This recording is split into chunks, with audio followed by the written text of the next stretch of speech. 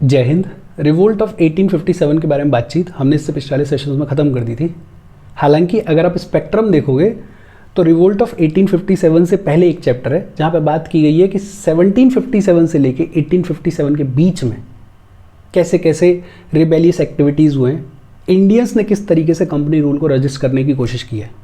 लेकिन डेलिबरेटली इस चैप्टर को मैंने बात के लिए रखा बिकॉज 1857 का रिवोल्ट पढ़ने के बाद ये चीज़ें थोड़ा बेटर समझ में आती हैं। 1857 का रिवोल्ट क्योंकि बहुत कॉमन है हमारी अंडरस्टैंडिंग के लिए, हमारी नॉलेज के लिए, तो वो जल्दी समझ में आ जाता है। ये थोड़ा डिफ़िकल्ट पार्ट है। डिफ़िकल्ट इसलिए भी है बिकॉज इसमें एज सच कहानी नहीं है। बहुत सारे फैक्ट्स दे रखे हैं, बहुत सारे रिवोल्ट्स, छोटे छोटे रिबेलियस एक्टिविटीज़ जो हैं वो दे रखे हैं, तो वो अपने पढ़ने देखने हैं। बेसिकली अपन बात ये कर रहे हैं कि 1757 में बैटल ऑफ प्लासी हो गई, बंगाल पे अपना कब्जा इस्टेब्लिश कर लिया गया और 1757 से लेके 1857 मतलब एग्जैक्टली 100 साल 1857 में हुआ the very famous revolt of 1857। ये जो बीच में 100 साल हैं इनमें शांति नहीं रही है। ऐसा नहीं है कि इंडियन शांति से बैठे रहे हैं। इन 100 सालों में भी बहुत सारी ऐसी छोटी छोटी रिबेलियस एक्टिविटीज़ हुई हैं जो कि अपने आप में बड़ी सिग्निफिकेंट हैं, जो कि अपने आप में बड़ी इंपॉर्टेंट हैं हमारी इस जर्नी के लिए, 1857 के रिवोल्ट के लिए। और वही पूरी जर्नी अपन देखने वाले हैं कि कहाँ कहाँ किन किन लोगों ने रिबेल किया, किन किन लोगों ने अपोज किया कंपनी रूल को, किन किन लोगों ने अपनी आवाज़ उठाई। और वही पूरा चैप्टर है Indian resistance against company rule, people's resistance before 1857। 1857 के रिवोल्ट से पहले लोगों ने किस तरीके से रजिस्ट किया कंपनी रूल को। Genesis of people's resistance, origin कहाँ है, क्यों लोग रजिस्ट कर रहे थे कंपनी रूल को, और क्यों, क्योंकि अपन ने 1857 का रिवोल्ट पढ़ लिया है तो थोड़ा बेहतर तरीके से समझ में आएगा। अब आपको अपन देखेंगे थोड़ा डिटेल में। सिविल अपराइजिंग्स के बारे में पहले बात करेंगे। सिविल अपराइजिंग्स अगर बहुत सिंपल लैंग्वेज में बोलें तो जो भी ऐसी अपराइजिंग्स हैं जिनमें मिलिट्री इन्वॉल्व नहीं है उसको सिविल अपराइजिंग्स बोल सकते हैं। और दो रिवेलियन एक्टिविटीज़ के बारे में अपन पढ़ेंगे। एक तो सन्यासी रिवेलियन बड़ा इंपॉर्टेंट है, और दूसरा रिवोल्ट इन मिदनापुर एंड दलबूम। ये सारी बातचीत आज अपने को करनी है। और मैं फिर से दोबारा बोल रहा हूँ, ये पूरा चैप्टर जो है वो फैक्चुअल ज़्यादा है। फैक्ट्स बहुत सारे दे रखे हैं, इनमें एज सच कोई कहानी नहीं है। तो थोड़ा पेशेंस के साथ में देखना और थोड़ा ध्यान से देखना, चीज़ें बेहतर तरीके से समझ में आएंगी। देखो, सबसे पहली बात तो ये कि 1857 का रिवोल्ट हुआ, उससे पहले इंडिया के जो various sections of the society थे, जैसे पीजेंट्स थे, जैसे आर्टिसंस थे, जैसे ट्राइबल लोग थे, ruling class, military personnels, religious leaders, इन्होंने टाइम पे अपने इंटरेस्ट को प्रोटेक्ट करने के लिए आवाज़ उठाई अगेंस्ट द कंपनी रूल, आवाज़ उठाई against the east India company, आवाज़ उठाई अगेंस्ट द ब्रिटिशर्स। लेकिन ये फ्रेगमेंटेड है, टुकड़ों में डिवाइडेड है, छोटे छोटे एक्टिविटीज़ हैं। किसी ने यहाँ पे छोटा सा रिबेलियस एक्टिविटी कर दी, आवाज़ उठा दी कंपनी के अगेंस्ट में, मतलब ये लोग यूनाइटेड नहीं है। जैसे बनारस एजिटेशन हुआ, 1810 में बनारस एजिटेशन हुआ against a house tax imposed by the colonial government. Britishers, या ये कहें कि कंपनी रूल जो चल रहा था, उसका एक जो सोल मोटिव था वो था ज़्यादा से ज़्यादा रेवेन्यू एक्सट्रैक्ट करना, ज़्यादा से ज़्यादा प्रॉफिट कमाना। बनारस में बेसिकली ये हो रहा था कि कंपनी अपने रेवेन्यू को इम्प्रूव करना चाह रही थी, तो कंपनी ने सोचा कि हाउस टैक्स लगा देते हैं। 1810 में बनारस में हाउस टैक्स लगाया गया। इससे जस्ट 2-4 साल पहले एक दो जगह पे और लगाया था हाउस टैक्स, और वहाँ बड़ा स्मूथली इंप्लीमेंट हो गया था, लोगों ने कोई आवाज़ नहीं उठाई थी। लेकिन बनारस के लोगों ने आवाज़ उठाई और इसको बोलते हैं बनारस एजिटेशन। वैसे ही सूरत राइट्स हुए 1814 में, जब सॉल्ट ड्यूटी लगाई गई तो सॉल्ट ड्यूटी के लगाने के अगेंस्ट में सूरत के लोगों ने राइट्स कर दिए, 1814 में राइट्स हुए। बरेली में लोगों ने अपोज किया 1816 में, जब पुलिस टैक्स लगाया गया, म्यूनिसिपल टैक्सेस लगाए गए, तो बरेली के लोगों ने आवाज़ उठाई। ये तो बड़े छोटे छोटे इवेंट्स हैं, ऐसे छोटे छोटे इवेंट्स तो बहुत सारे हो रहे थे, लेकिन जो सिग्निफिकेंट वाले हैं, जो इंपॉर्टेंट वाले हैं, वो अपन पढ़ेंगे। अच्छा, ये लोग अंग्रेजों के अगेंस्ट में, कंपनी के अगेंस्ट में आवाज़ उठा रहे हैं, इसके पीछे का जेनेसिस क्या है, ओरिजिन क्या है, रीज़न क्या है। एक तो कॉलोनियल लैंड रेवेन्यू सेटलमेंट, अपन आगे चलते हुए पढ़ेंगे। ब्रिटिशर्स का जो लैंड रेवेन्यू सेटलमेंट था वो कुछ इस तरीके से डिज़ाइन था कि वो एक्सप्लॉयटेटिव था नेचर में। जैसे अगर बहुत सिंपल लैंग्वेज में बात करें तो ब्रिटिशर्स बेसिकली क्या करते थे, एक मिडिल मैन को खड़ा करते थे। ये बहुत सारे कोई 100 पीजेंट्स हैं और यहाँ पे एक मिडिल मैन है और यहाँ खड़े हुए हैं ब्रिटिशर्स। ब्रिटिशर्स इस मिडिल मैन को बोलते थे कि भाई साहब ये जो 100 पीजेंट्स की ज़मीन है इस पे हमें चाहिए 50% या मान लेते हैं 60% रेवेन्यू। मिडिल मैन को बोल दिया कि भैया हमें तो 60% रेवेन्यू चाहिए, बाकी तुम्हें कितना प्रॉफिट कमाना है, तुम्हें इन पीजेंट्स को कैसे एक्सप्लॉइट करना है, इन पीजेंट से तुम्हें कैसा पैसा निकालना है, हमें कोई लेना देना नहीं है। अब ये जो मिडिल मैन है इसको 60% देना है ब्रिटिशर्स को, और ये पैसा निकालेगा तो अपने लिए भी कुछ बचाएगा। तो अब ये एक्सप्लॉइट कर रहा है पीजेंट्स को कि भाई मुझे तो 80% दो, इनके साथ में मारपिटाई कर रहा है, इनकी ज़मीन को छीन रहा है, इनको परेशान कर रहा है। तो कॉलोनियल लैंड रेवेन्यू सेटलमेंट जो था वो बेहद एक्सप्लॉइटेटिव था। डिटेल में अपन आगे चलते हुए पढ़ेंगे। रेवेन्यू बढ़ाना है ब्रिटिशर्स को, तो नए नए टैक्सेस लगा रहे हैं, और टैक्सेस लगाए जाते हैं तो लोग परेशान होते हैं। पीजेंट्स की जो ज़मीन है उसको छीना जा रहा है, उसको कॉन्फिस्केट किया जा रहा है। ट्राइबल लैंड्स को एनक्रोच किया जा रहा था। अगर आप 9th और 10th की एनसीईआरटी पढ़ोगे हिस्ट्री की, तो वहाँ पे बहुत डिटेल में बहुत खूबसूरती से बताया हुआ है कि ट्राइबल लैंड्स को कैसे एनक्रोच किया जा रहा था। अपन पढ़ेंगे आगे चलते हुए। बेसिकली अगर बहुत सिंपल लैंग्वेज में बोलें तो हो क्या रहा था कि कल तक जो फॉरेस्ट प्रोड्यूस हुआ करता था उस पर अधिकार हुआ करता था ट्राइबल लोगों का, लेकिन ब्रिटिशर्स को वुड की ज़रूरत थी, फॉरेस्ट रिसोर्सेज की ज़रूरत थी, तो इन्होंने ट्राइबल राइट्स जो है उनको ख़त्म करना शुरू किया, और जो फॉरेस्ट एरियाज थे उन पे अपना अधिकार, अपना कंट्रोल इस्टेब्लिश करना शुरू किया। अब ट्राइबल्स को उनके फॉरेस्ट पे ही अधिकार नहीं मिल रहा है तो बेचारे परेशान होंगे, आवाज़ उठाएंगे, और ये आवाज़ उठाई इन लोगों ने, रो देखने को मिलेगा अपने को। इसके अलावा exploitation of rural society, rural society को खूब एक्सप्लॉइट किया जा रहा है। ये जो पीजेंट्स हैं ये रूरल सोसाइटी का हिस्सा हैं। ये जो रेवेन्यू कलेक्टर है, मिडिल मैन है, ये इनको एक्सप्लॉइट कर रहा है। मनी लेंडर्स जो कि यूरोपियंस की छत्र छाया में पड़ रहे हैं वो इनको परेशान कर रहे हैं, हाई इंटरेस्ट रेट ले रहे हैं। टेनेंट्स जो है वो इनको परेशान कर रहे हैं। Promotion of British manufactured goods, इसके बारे में भी अपन बहुत डिटेल में पढ़ेंगे। लेकिन बेसिकली एक्सपोर्ट्स को, इंपोर्ट्स को, ड्यूटीज़ को मैनिपुलेट करके ब्रिटिशर्स ऐसा सिनेरियो क्रिएट कर रहे थे कि जो उनके मैन्युफैक्चर्ड गुड्स थे वो तो इंडियन मार्केट में प्रमोट हों, और जो इंडियन हैंडीक्राफ्ट्स थे जिनकी पहले से ही बहुत वैल्यू रही है वो डिस्करेज हों कैसे भी।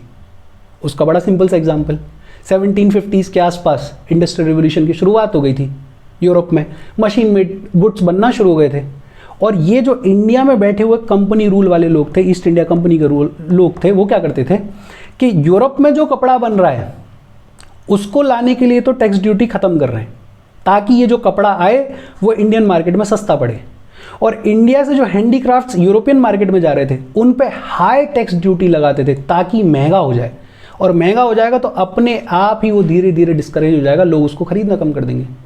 तो एक्सपोर्ट्स और इंपोर्ट्स को मैनिपुलेट किया जा रहा था ताकि इंडियन हैंडीक्राफ्ट्स की वैल्यू कम हो और ब्रिटिश मैन्युफैक्चर्ड गुड्स जो हैं वो बढ़े। लोग परेशान होंगे तो लोग फिर आवाज़ उठाएंगे। फिर इसके अलावा इंडिजीनियस इंडस्ट्रीज वर डिस्ट्रॉयड। ये जो ब्रिटिश मैन्युफैक्चर्ड गुड्स को प्रमोट किया जाएगा इसकी वजह से इंडिया की जो अपनी हैंडीक्राफ्ट इंडस्ट्री है वो खत्म होगी ना, और वही indigenous industries were destroyed. Agriculture was commercialised. जैसे इंडिको बहुत प्रोमिनेंट एग्जाम्पल है। कोई जगह है जहाँ पे नेचुरली होता है गेहूँ या चावल, वहाँ ब्रिटिशर्स फोर्स कर रहे हैं गांव के लोगों को कि नहीं हमें तो इंडिगो चाहिए, इंडिगो उगा के दो, हाई टैक्सेस लगा रहे हैं। और ये सारे रीजंस हैं जिनकी वजह से लोग परेशान होते जाएंगे। धीरे धीरे ये परेशान लोग जो हैं वो अपनी आवाज़ उठाएंगे अपने इंटरेस्ट को प्रमोट करने के लिए। इसको बहुत ज़्यादा रटने की ज़रूरत नहीं है। अगर आप कॉमन अंडरस्टैंडिंग से सोचोगे, अगर आपने रिवोल्ट ऑफ 1857 की बातचीत बहुत ढंग से सुनी है तो आपको ये सारी चीज़ें ऑलरेडी पता हैं। अच्छा, स्पेक्ट्रम में ये जितनी भी अपराइजिंग्स हैं इनको कुछ सेक्शंस में डिवाइड करके बात की गई है। सबसे पहले बात की गई है सिविल अपराइजिंग्स के बारे में। बेसिकली कोई भी ऐसी अपराइजिंग जिसमें मिलिट्री इन्वॉल्व नहीं है उसको अपन बोल सकते हैं सिविल अपराइजिंग। अच्छा, ऐसा नहीं है कि सिविल अपराइजिंग पहले नहीं होती थी भाई। जो भी राजा महाराजा लोग बैठे हुए थे उनके अगेंस्ट में थोड़ी बहुत आवाज़ तो लोग उठाते ही थे, कभी लैंड रेवेन्यू को लेके, कभी टैक्स लगा दिया उसको लेके। लेकिन ब्रिटिशर्स का सोल मोटिव था कि कैसे भी ज़्यादा से ज़्यादा रेवेन्यू मिले। ब्रिटिशर्स ने हद से ज़्यादा लोगों को एक्सप्लॉइट करना शुरू कर दिया, हद से ज़्यादा लोगों की लाइफ में इंटरफेयर करना शुरू कर दिया, तो फिर लोगों ने ज़्यादा इंटेंसली आवाज़ उठाना शुरू किया। सिविल अपराइजिंग्स के पीछे जो सिनेरियो है, जो पिक्चर है, वो क्या है? सिविल अपराइजिंग्स को जनरली लीड कर रहे थे या तो नेटिव रूलर्स, या फिर जमींदार लोग, या फिर लैंड लॉर्ड लोग, या फिर पोलीगार्स लोग, या रिलीजियस लीडर्स लोग। डिपेंडिंग अपॉन कि किसका इंटरेस्ट हार्म हो रहा है उसके हिसाब से कोई ना कोई किसी सिविल अपराइजिंग को लीड कर रहा होता था। ये पॉलीगार्ड्स क्या होता है इसके बारे में अपन देख रहे हैं। पॉलीगार्ड्स बेसिकली साउथ इंडिया में एक टर्म यूज़ किया जाता है। बेसिकली रूलर्स जो है वो क्या करते थे, कुछ लोगों को लंबी चौड़ी टेरिटरी प्रोवाइड कर देते थे। इसको बोल देते हैं अपन पलायाम, मतलब consisting of few villages granted to the poligars by the rulers. और बदले में ये जो पॉलीगार्ड्स हैं वो रूलर को देते थे मिलिट्री सर्विस और ट्रिब्यूट, पैसा देते थे और मिलिट्री सर्विस देते थे। राजा ने इनको लंबा चौड़ा 4-6 गांव की ज़मीन दे दी, टेरिटरी दे दी, जिसको अपन बोल रहे हैं क्या, पलायाम।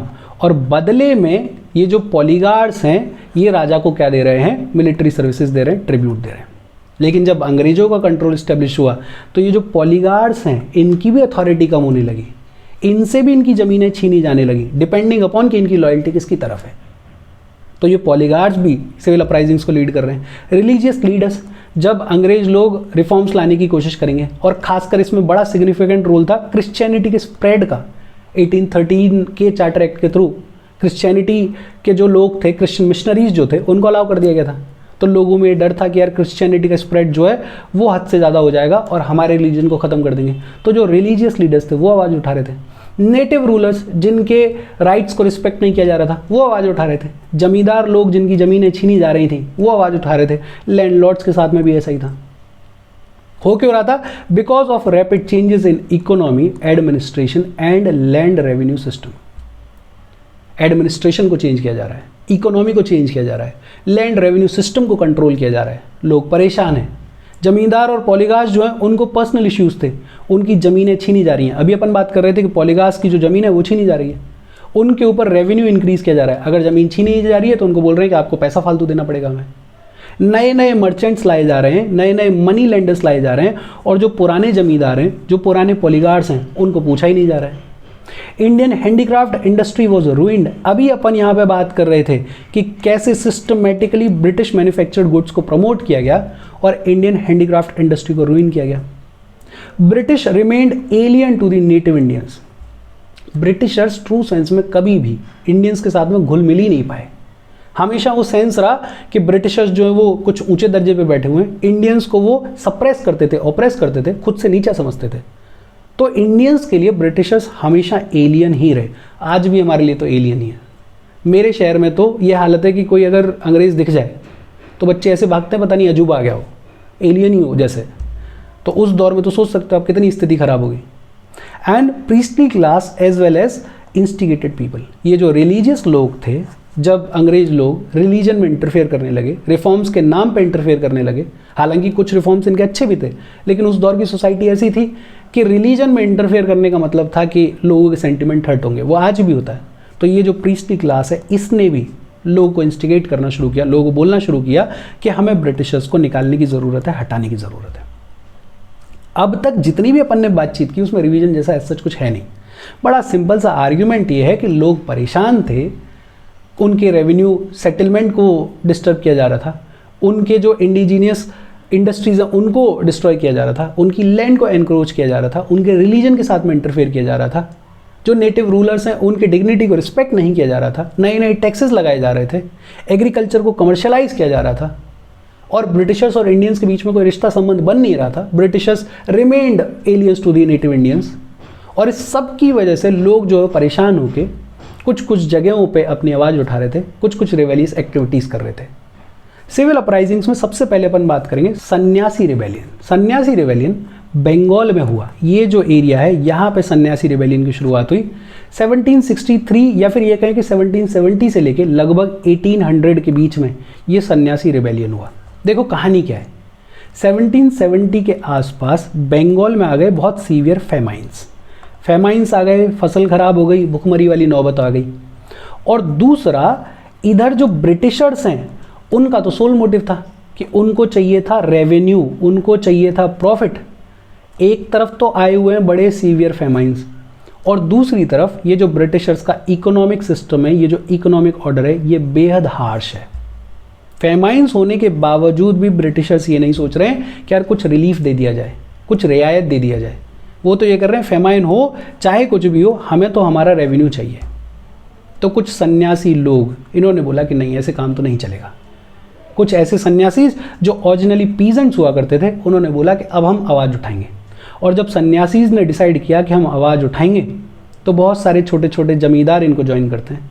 बहुत सारे सोल्जर्स जो कि अब सोल्जर्स नहीं थे, डिसबेंडेंट सोल्जर्स थे, उन्होंने इनको ज्वाइन किया। और बहुत सारे लोकल रूरल पीपल ने, जो कि गरीब लोग हुआ करते थे, उन्होंने इनको ज्वाइन किया। और इन सन्यासीज ने क्या करना शुरू किया, कंपनी की फैक्ट्रीज को रेड करना शुरू किया, कंपनी के ट्रेजरीज को रेड करना शुरू किया। मतलब जो भी कंपनी के एस्टेब्लिशमेंट्स थे उनको रेड करना, उनको लूटने की शुरुआत करी। और इस सन्यासी रिवेलियन में एक जो बड़ा सिग्निफिकेंट फीचर था, वो था हिंदू और मुस्लिम्स दोनों का पार्टिसिपेशन। बढ़ चढ़ के दोनों ने पार्टिसिपेट किया। और इसीलिए इस सन्यासी रिवेलियन को कभी कभार फकीर रिवेलियन भी बुलाया जाता है, बिकॉज सन्यासी शब्द जो है वो हिंदूज से रिलेटेड है, बट पार्टिसिपेशन हिंदूज और मुस्लिम्स दोनों का था, इसलिए इसको कभी कभार फकीर रिवेलियन भी बुलाया जाता है। जो इसके इंपॉर्टेंट लीडर्स हैं उनमें एक है मंजूम शाह, दूसरे हैं चिराग अली, बेहद इंपॉर्टेंट लीडर मूसा शाह, बेहद इंपॉर्टेंट भवानी पाठक, और बहुत ज़्यादा इंपॉर्टेंट देवी चौधराइन। और देवी चौधराइन ये जो नाम है ये सिग्निफाई करता है कि उस टाइम पे जो विमेंस थी वो भी बढ़ चढ़ के कंपनी रूल को अपोज कर रही थी, कंपनी रूल के अगेंस्ट में आवाज़ उठा रही थी और ऐसी एक्टिविटीज़ में पार्टिसिपेट कर रही थी। इंपॉर्टेंट लीडर्स ऑफ सन्यासी रिबेलियन कौन है, मूसा शाह, भवानी पाठक और देवी चौधराइन। एक बड़ी इंपॉर्टेंट चीज़ है, बंकिम चंद्र चट्टोपाध्याय का एक नोबल है आनंद मठ, उस आनंद मठ में बातचीत की गई है इस सन्यासी रिबेलियन के बारे में। यूपीएससी ने एक बार प्रीलिम्स में क्वेश्चन भी पूछा था। तो बंकिम चंद्र चट्टोपाध्याय के नोबल आनंद मठ में बात की गई है सन्यासी रिबेलियन के बारे में।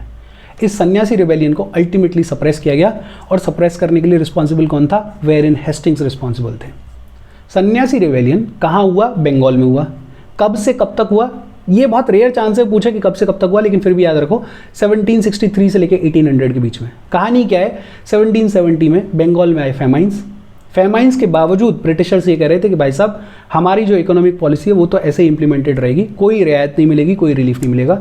तो कुछ सन्यासीज ने अपनी आवाज़ उठाना शुरू किया और इन्होंने कंपनी की जो भी फैक्ट्रीज़ हैं, कंपनी के जो भी ट्रेजरीज थे, उनको रेड करने की शुरुआत करी। हिंदू और मुस्लिम दोनों इसमें पार्टिसिपेट कर रहे थे, तो इसको फकीर रिवेलियन में बुलाया जाता है। इंपॉर्टेंट लीडर्स कौन है, मूसा शाह, भवानी पाठक और देवी चौधराइन। देवी चौधराइन का सिग्निफिकेंस है, अगर विमेंस का कंट्रीब्यूशन पूछ लिया जाए कभी मेंस के पेपर में, तो ये लिख सकते हो आप कि देवी चौधराइन उन्होंने बढ़ चढ़ के पार्टिसिपेट किया, बड़ी इंपॉर्टेंट लीडर थी सन्यासी रिबेलियन की। बंकिम चंद्र चट्टोपाध्याय का नोबल आनंद मठ, उसमें जिक्र किया गया सन्यासी रिबेलियन के बारे में, और अल्टीमेटली इसको सप्रेस किसने किया, वेरिन हेस्टिंग्स ने इसको सप्रेस किया। फैक्चुअल है, बहुत सारी चीज़ें, तो अगर छोटा छोटा शॉर्ट नोट्स बना लोगे और याद रखोगे तो बहुत इजीली याद हो जाएगा। इसके बाद बात आती है रिवोल्ट इन मिदनापुर एंड दलभूम, और ये भी यही बंगाल वाले एरिया की बातचीत हो रही है। मिदनापुर और दलभूम में रिवोल्ट चला लगभग 1766 से लेकर 1774 तक। कहानी क्या है, मिदनापुर का कंट्रोल अंग्रेज लोगों को मिला 1760 में, और 1772 में इस मिदनापुर वाले एरिया में अंग्रेज लोगों ने नया लैंड रेवेन्यू सिस्टम इंट्रोड्यूस किया। कंट्रोल मिल गया मिदनापुर का 1760 में, नया लैंड रेवेन्यू सिस्टम इंट्रोड्यूस किया गया 1772 में। लेकिन कॉन्फ्लिक्ट क्या है, और बड़ा इंटरेस्टिंग कॉन्फ्लिक्ट है। ब्रिटिश गवर्नर हुआ करते थे वांसी टाट, और वांसी टाट ये कह रहे थे कि इस नए लैंड रेवेन्यू सिस्टम में जो भी रेवेन्यू एक्सट्रैक्शन होगा वो थोड़ा एक्सप्लॉयटेटिव था। तो वांसी टाट ये कह रहे थे कि मिदनापुर के जो जमींदार लोग हैं, जो पावरफुल जमींदार्स हैं, वो मिदनापुर के रैयत्स को सपोर्ट कर रहे हैं। रैयत्स को अगर बहुत सिंपल लैंग्वेज में बोला जाए तो पीजेंट्स को सपोर्ट कर रहे हैं। वांसी टाट को ये लग रहा था कि मिदनापुर के जमींदार जो हैं वो मिदनापुर के रैयत्स को सपोर्ट कर रहे हैं, बजाय ब्रिटिशर्स के प्रति लॉयल रहने के।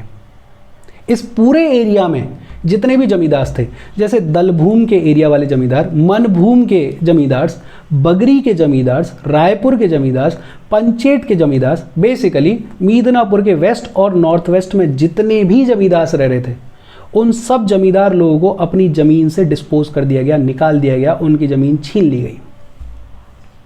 सिर्फ इतनी सी बात कि वांसी टाट को ये लग रहा था कि ये जो जमींदार हैं ये रैयत्स को सपोर्ट कर रहे हैं, हमारे प्रति लॉयल नहीं है, और इसी बेसिस पे वांसी टाट साहब ने, कंपनी ने इन सभी जमींदारों को अपनी ज़मीन से निकाल दिया, इनकी ज़मीनें छीन ली। अब ये जमींदार शांति से तो बैठेंगे नहीं, तो इन्होंने रिवोल्ट करना शुरू किया। और इस रिवोल्ट के जो दो सबसे इंपॉर्टेंट लीडर्स थे, उनमें से एक का नाम है दामोदर सिंह और दूसरे का नाम है जगन्नाथ धल। एक का नाम क्या है, दामोदर सिंह, और दूसरे का नाम है जगन्नाथ दल। आज जो दोनों रिवोल्ट्स अपन ने पढ़े हैं उनमें से बेहद इंपॉर्टेंट है सन्यासी रिवेलियन। इसके बारे में एक ही चीज़ याद रखना, बाकी चीज़ें तो यूपीएससी में हर एक ही इंपॉर्टेंट है, लेकिन फिर भी कॉस्ट बेनिफिट एनालिसिस देखो और जो चीज़ें ज़्यादा इंपॉर्टेंट है उन पर ज़्यादा फोकस करो। और मैं फिर लास्ट में जाते जाते ये कह रहा हूँ कि ये जो पूरा चैप्टर है इसमें फैक्चुअल चीज़ें ज़्यादा हैं, अगर ऐसे रटने की कोशिश करोगे तो याद नहीं होगा। एक छोटा सा पेपर लो, अपने शॉर्ट नोट्स बनाओ, सिनॉप्सिस बनाओ, छोटा छोटा लिखते जाओ कि सन्यासी रिवेलियन 2 लीडर्स ये इंपॉर्टेंट हैं, कब हुआ है, इस दौर में हुआ है, इसको फ़कीर रिवेलियन भी बुलाते हैं। बाकी पूरी कहानी छोड़ दो, बाकी पूरी कहानी थोड़ा बहुत दिमाग में रखो, 4-6 बार रिवाइज करोगे तो अपने आप ऑटोमेटिक याद आ जाएगी, लेकिन फैक्चुअल चीज़ें फॉर श्योर याद रखो। और आज की अपनी बातचीत यहीं अपन ख़त्म कर रहे हैं, एकदम से लोडेड नहीं रखेंगे लेक्चर को। कोई डाउट हो तो please comment. Thank you very much.